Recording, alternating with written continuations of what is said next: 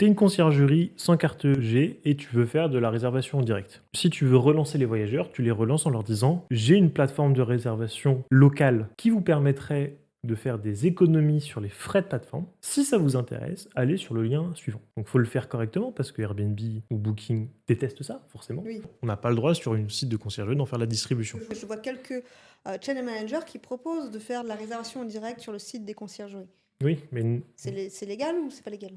ça dépend de comment c'est présenté sur le site. Ça dépend de comment c'est présenté dans les conditions d'utilisation et générales de vente. Ce que j'essaie d'expliquer, c'est que c'est pas un jeu tout ça. On fait pas de la réservation en direct en claquant des doigts, tu vois.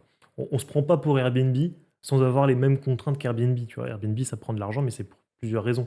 Ils font la distribution, ils s'occupent de la mise en conformité, ils s'occupent d'assurer le logement, ils s'occupent justement de payer aux collectivités la taxe de séjour, être en contact avec elles, mettre tout en conformité au fait pour le compte du propriétaire.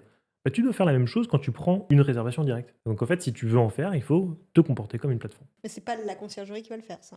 Si elle veut en faire de la réservation en direct, elle doit se comporter comme une plateforme.